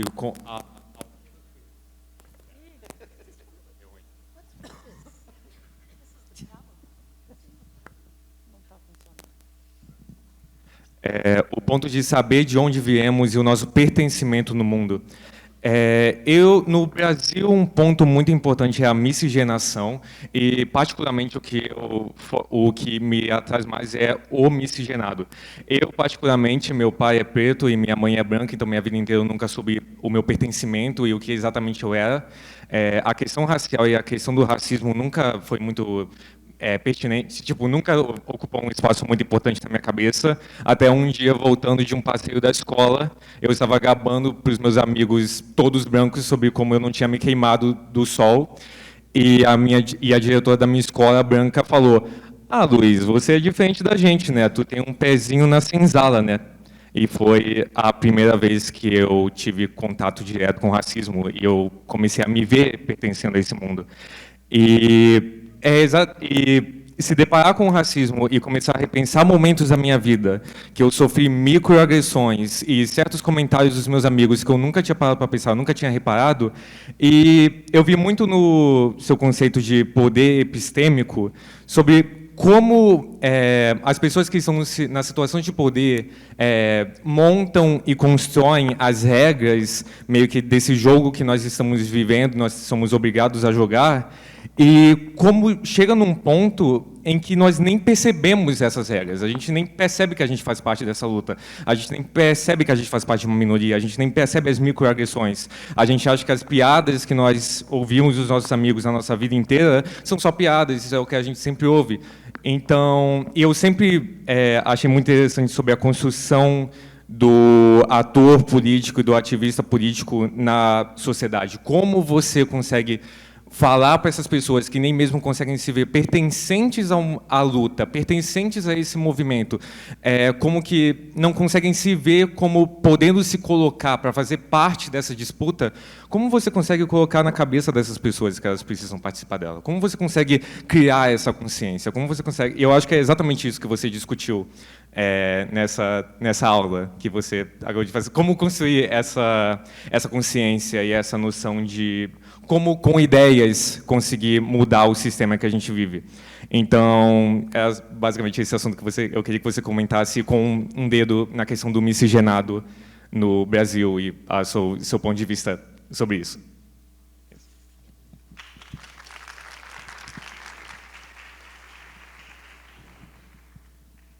I think it's a very tall order to talk to all of the mixed race people in Brazil and start there as your starting point, because that's just too big. I would start with asking, what are all the ways that the structures that are around you limit your ability to see inequality, and also give you heightened visibility on inequality based on who you are and where you are situated? I would start with you, and not what all these other people you want to change their minds and you can go off into the future together. Now, if you happen to figure out how to do that, please let me know, because that is really hard, all right? But notice that I'm starting with the notion of the question of mixed race in Brazil is actually a very new question. And I think it's going to take not a reality, it's not a new reality, but it's a new question in terms of discussing identity within this language, right? So again, I think earlier, I forgot who said it, but the idea of the racial democracy was meant to eliminate race and to say we are not like the United States where they have all that racism. Well, actually, you have two different versions of racism. And to begin to say, where do mixed race people fit in there, kind of depends on how big that population is. So I think it's more people claiming their own story, their own historical trajectory, whatever it may be, rather than thinking that identity is just granted through the race of one's ancestors. But to really look at what you identify with not what you are identified by. Do you identify with mixed race / brown people / Brazilians who call themselves Black Brazilians, whatever? Who are your people going to be? And there are quite a few people who are asking these exact same questions. This is not a lonely struggle here. But the bigger question is not where do we fit within things the way they are. How do we want to see things different than the way they are, so that we will comfortably live in whatever that society is? For me, the questions are big, important questions for Brazil. How are people who are white, and I'm not going to speak to the whiteness, because it's hard for me to understand who's white here. I'm always confused. I mean, seriously. So, I mean, I'm not even going to try and figure this whole thing out. All I know is I know I'm in a different landscape. And I'm like, that one's white? Really? I mean, I'm totally confused all the time. All right, so I realized that trying to do racial categorization here is not all that helpful. What seems to be more helpful is who's doing what, who's benefiting in this society, who is not. How does that match up with race, gender, class, age, indigeneity? And you can see the patterns. They are structural patterns. I'm a sociologist. I think I'm going to go with the structural patterns. But when it comes to your awareness of things does not mean they weren't there all along. It's the same. It's the coming awareness of things that are in fact quite real for lots of other people. So I think over time that's going to happen. But try not to be, there's an expression, the smarty pants. I don't know if you have that expression in Brazil. The smarty pants in the room who knows everything because she went to university kind of thing. Try not to be that person, all right? Try to be the person who is, all right, you didn't like that, did you? Uh-huh. Did not like what I just said. This is the censorship machine, all right? But try not to be that person and really, to be the intellectual leader, just continue to ask honest questions of yourself, right? I'll just say that. I think that's enough for now. Okay.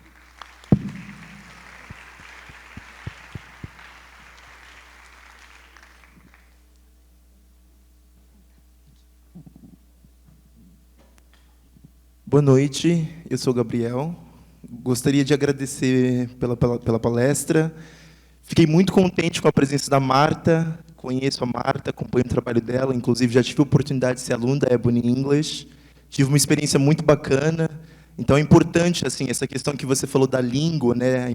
A língua não mais como uma ferramenta do colonizador, mas também com uma possibilidade de conexão, né? Com a possibilidade de ressignificar e construir novos laços a partir da língua.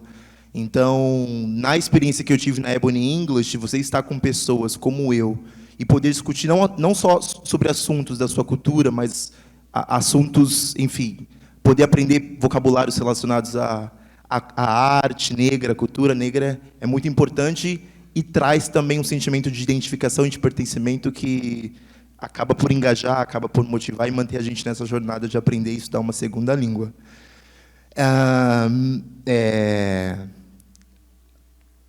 So I would like to put that in practice. I would like to put that in practice. Patricia, you said that racism is organized through multiple systems of power. So I suppose that we also need to resort to multiple and diversified strategies to combat racism, because racism has like many faces, has many sides, and many strategies to oppress we as a people. Something, I bought your book last week, but I didn't have the opportunity to read it yet. But you talked a lot about the power of ideas and how ideas, they play an important role in this relation Black people have with history, with culture. So in university, we have like a clear example of how they have whitewashed our history. And the example you gave us, like, I said something, they didn't give me the proper attention, and then somebody said the same, and the attention was given. So when it comes to power of ideas and these the fact of our history being whitewashed, I'd like to know what are the strategies or some strategies we can resort to so as to reclaim, so as to rescue our history. Because I have examples, especially in my family, of black children who are somehow lost in white ideas, in a white world. So on one hand, I see like, oh, I'm becoming more and more conscious, and I see like my nephew, who's just like 4 years old, reproducing something that I'm trying to combat. So how can we, as a people, reclaim our history so as to take part in this battle of ideas? It's this huge battle of ideas to not only construct, because we have a lot that we have already built, so we have a lot that we have already created, but sometimes we actually are learning something our people has already made up, has already created, but we are listening from like a different source, and we value that as important because it comes from a different source. So how can we get in touch with our history, and how can we combat this process of whitewashing?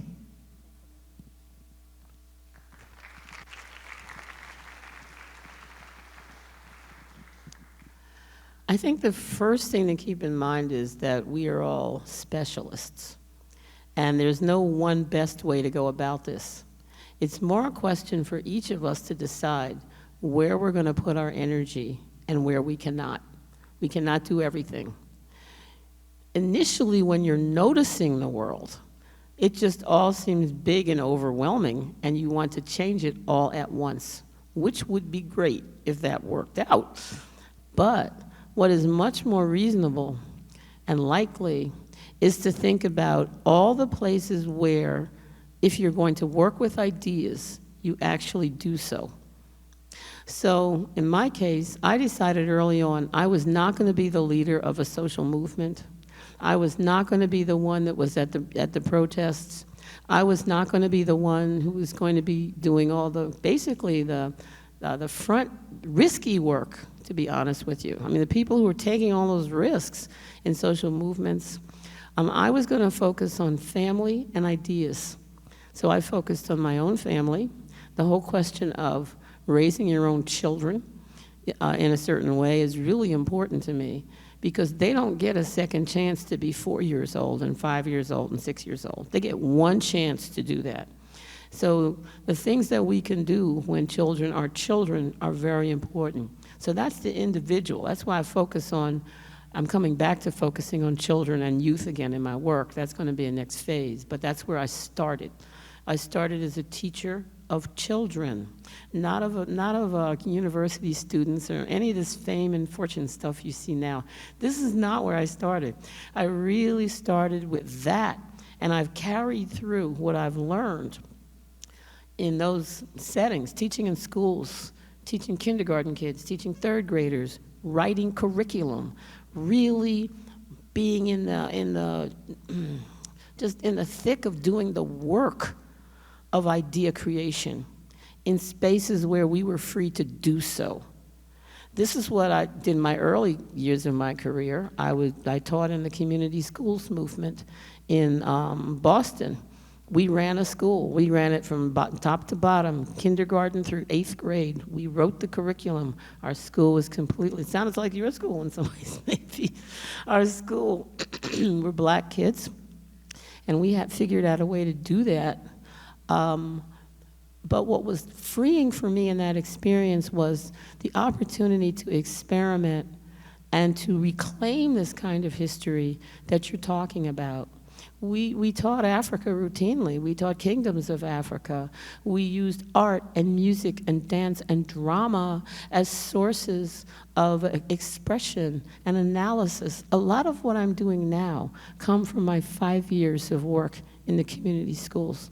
And during that period of time, I did not get much money. In fact, I had very little money, which was okay with me. It's not why I was doing it.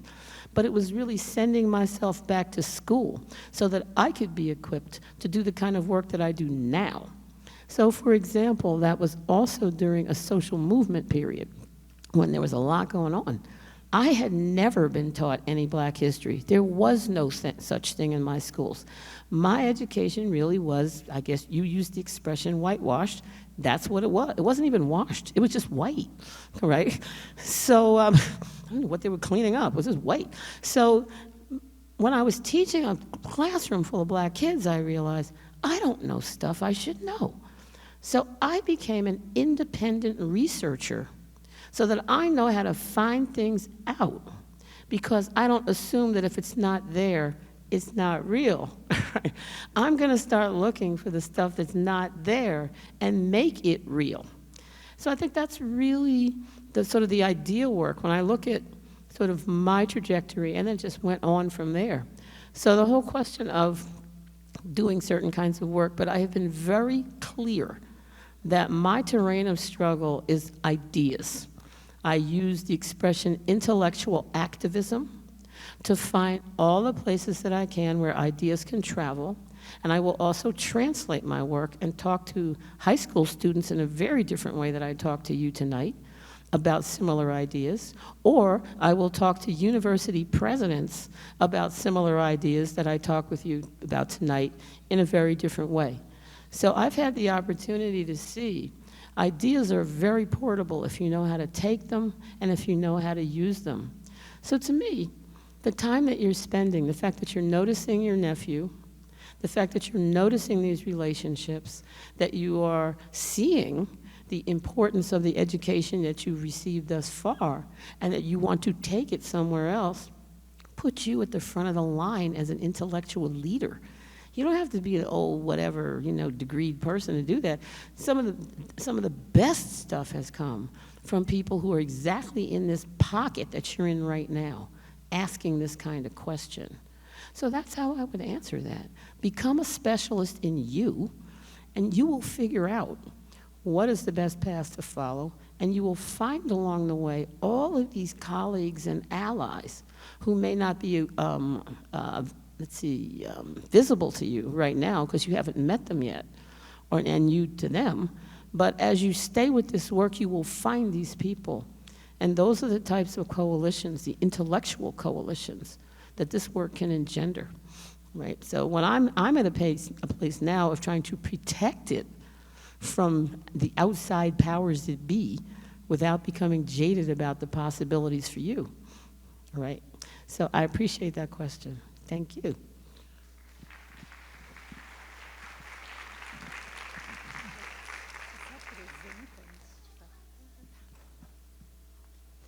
Oi, eu sou meio baixinha, vocês estão me vendo? Aqui. Boa tarde, eu sou a Juliana, eu faço mestrado em literatura aqui na universidade e tenho uma pergunta para a mãe Marta e para a Patrícia, sobre mestiçagem também. O meu tema de estudo é como se deu a criação da imagem da mulher mestiça na literatura brasileira. Para isso, eu analiso a Rita Baiana e a Gabriela, de Gabriela Cravo e Canela. A questão, a minha pergunta é se o processo de mestiçagem no Brasil criou um novo outro. Então, a Patrícia falou na aula passada que a hegemonia, o poder hegemônico cria um outro para se tornar o melhor poder, ou um poder único, com capacidade de estabelecer o poder epistemológico. E você falou hoje, mãe Marta, sobre eu entendi isso, sobre a homogeneização e a tentativa de homogeneização e apagamento de identidade. E como isso se dá para a mulher mestiça, para vocês? E quais são as imagens que vêm sobre essa criação da mestiçagem como o outro e a mulher mestiça como a outra? É isso.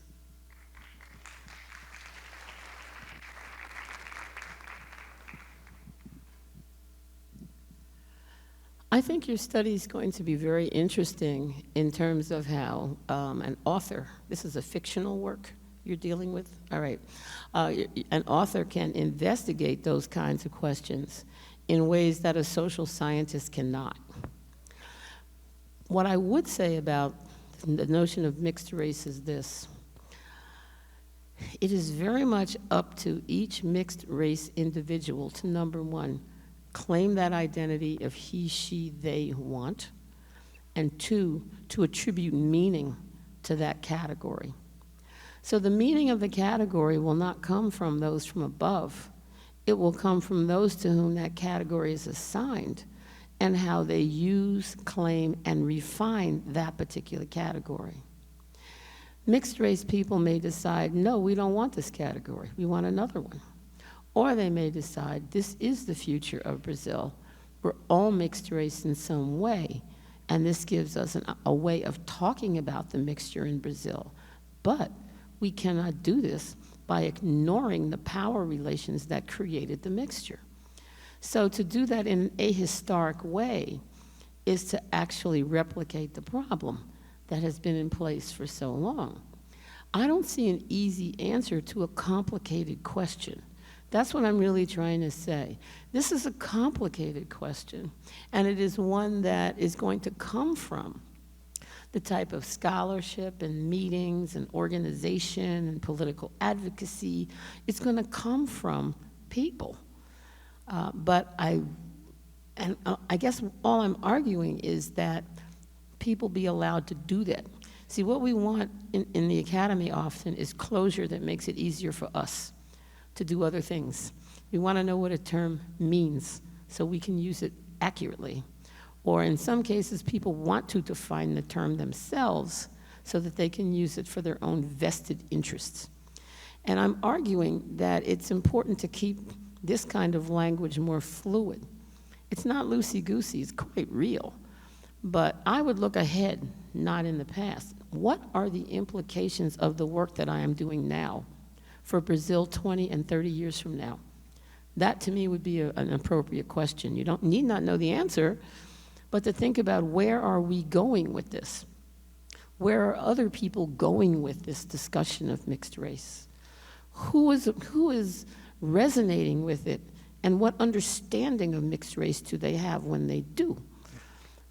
What is the conflict in there over the ownership of this particular term?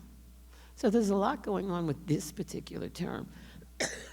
I think there are similar issues that affect intersectionality as a term, that in many ways take away its power if it stays within the rarefied atmosphere of the academy. But I'm arguing that the answers to your question, even though you're doing an academic study, which is important, the answers may not lie totally in the academy.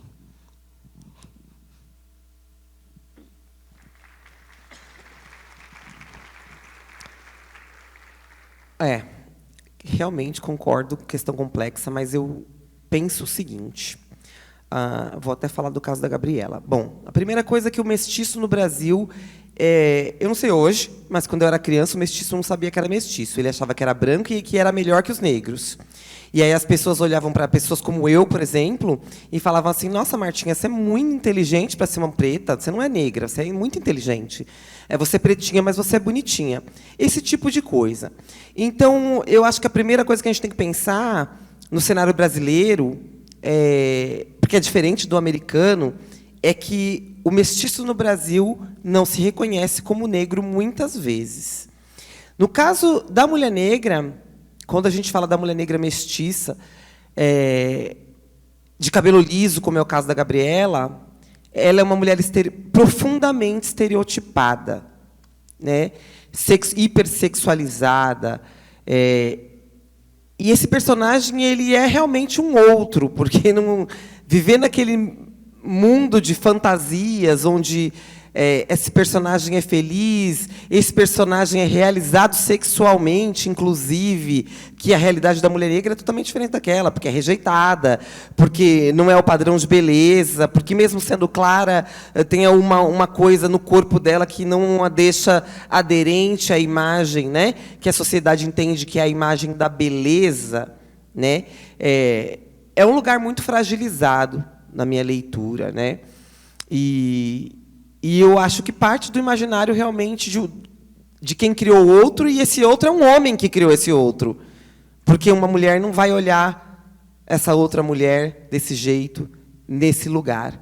Então, é uma questão complexa. Eu acho que o seu trabalho é um trabalho de extrema relevância e que precisa de muita atenção a esses pontos para não escorregar e cair de vez, né, nessa estereotipagem. Mas é um trabalho de profunda relevância para uma sociedade como a brasileira, onde as pessoas são mestiças e não sabem que são frutos de estupro, que não sabem que são frutos de sequestro. Aqui a gente ouve esse tipo de coisa. Pegou no laço, casou com a minha avó no laço. A pessoa não entende que essa pessoa provavelmente era uma pessoa indígena e que foi pega no laço para ser estuprada, né? Então, é isso. Acho que é muito complexo, não dá nem para nomear, porque faz parte até do lugar onde o mestiço se vê nesta sociedade.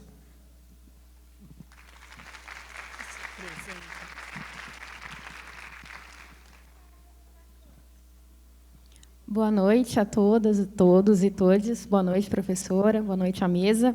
Meu nome é Suzana. Eu sou doutoranda em Filosofia do Direito pela Universidade de São Paulo. E, bom, professora, primeiro eu queria dizer como foi elucidador ler o seu livro, Pensamento Feminista Negro, porque ele desconstruiu vários mitos que giravam em torno do pensamento feminista negro aqui no Brasil, principalmente nas esquerdas, né? Nada como ler de fato para a gente poder falar sobre um assunto, né? Que aqui tem muito todo lugar, né? Tem muito essa mania de criticar sem ler. E uma das principais críticas que ouvíamos diziam a respeito a que o empoderamento seria um termo individualista, né? Porque falaria apenas do indivíduo, como o eu que se empodera.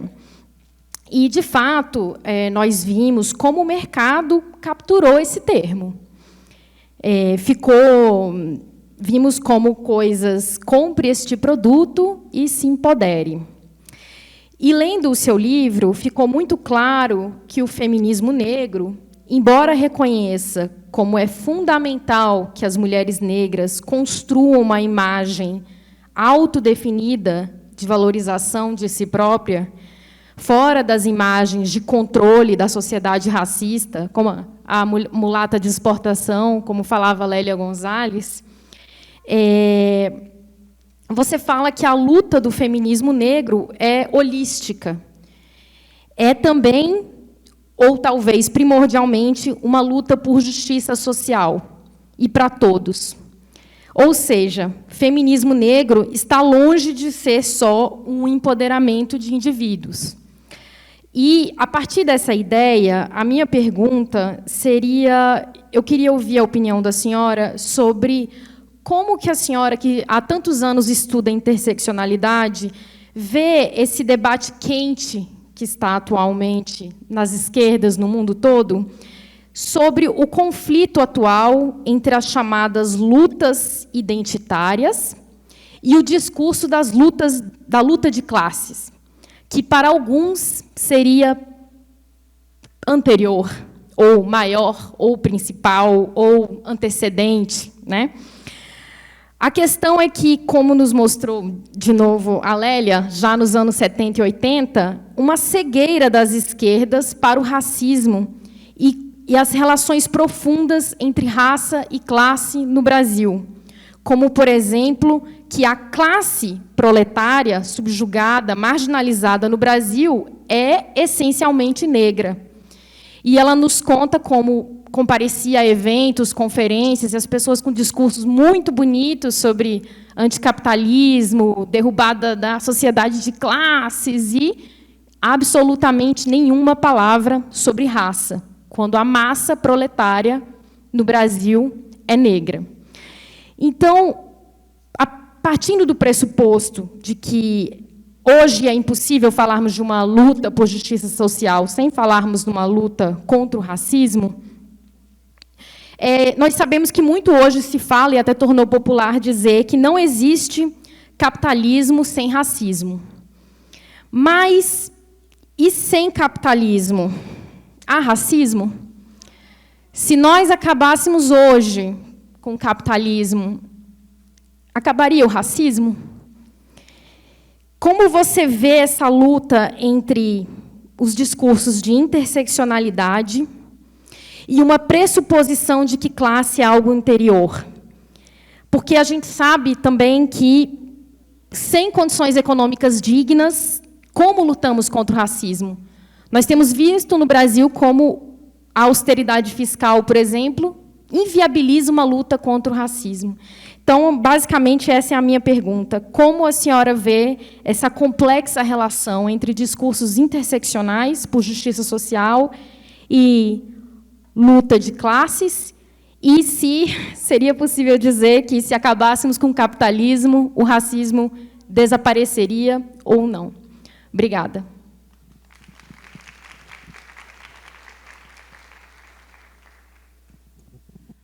I'm going to have a really quick initial answer. I don't believe in utopia. So the question of if capitalism ended, would racism go away, I think I'm not going to spend my time on a thought question like that, because it implies a utopia beyond what I can see in the here and now. But bringing it down a little more to recognize that in many ways what's happened with class analysis and left movements around the world is the recognition that workers are not following them, because work is not what they're talking about it being. In many ways, intersectionality has had a class analysis in it from the inception. It doesn't have to add a class analysis in. What is visible is race and gender, but the reason it's visible is very much because of class and poverty and disempowerment. So this is not something that came about as an identitarian discourse, which is how it's often been recast. Black feminism and these movements are all about identity, and they want us to recognize them. Why can't they see that we have the right answers, because class is fundamental to everything they're saying? So this is really very much a discourse that says class analysis, which, by the way, has many strong points. I'm just not stressing them tonight. But class analysis is really the theoretical analysis of how power and social inequality and social change work. And we already own that. And why are you playing in our backyard by bringing in all these black people and these all these other people who we're used to thinking about as our data and not necessarily as our colleagues? So that same kind of thinking is just as problematic to me on the left as it is on the right, all right? Because it is one that does not see large numbers of people as perfectly capable of making their own decisions about their own lives, and doesn't necessarily respect the decisions that they are in fact making about their own lives. So, all right, before I get myself all worked up about this, let me back up and just say this. I think what is happening now that is really encouraging is attention among theorists to look at capitalism again, and to really think about the ways in which not just race, because it isn't just racism, it's race, it's sexuality, it's a complex view of human experience, how that speaks to class. Class is being demoted from being the super theory that explained everything to one very important door that one enters to end up in the room of intersectionality. So I, for one, am really happy about the increasing attention to class that is going on in social struggles, that is attempting to build alliances among populations where part of the shared struggle is a shared class position. This is certainly the case in the US. The divide and conquer has just been so successful with the white working class in the US and other classes of color. Has basically convinced the white working class to vote against its own class interests in terms of education, healthcare, all kinds of things. So the more we can begin to have a class analysis that really is intersectional, that gets people to look at the reality of each other's experiences and say, what does a global class look like now in contemporary global capitalism? This is not 500 years ago. This is not industrial capitalism. This is not early industrial capitalism. We're looking at artificial intelligence. So this is a period of time where we really have to not fight with people who are in the way, all right? And to say, no, there's plenty of work here for everybody. And my perspective is, I'm just not going to have those kinds of arguments. I had those arguments 40 years ago in graduate school. Why would I do that now? Nothing dramatically has changed in the last 40 years that has come directly from class analysis. But class analysis is extremely good at explaining capitalism. It's not necessarily as good in explaining all dimensions of capitalism beyond work, nor does it do a particularly good job in in sort of pointing the way forward for what one does in these situations. So I think there's plenty of room for growth on everybody's part. But I'm not going to get into a binary of who has the right answer, the identitarianisms of the class people. That is the wrong question for me. Maybe for others it's fine, but not for me.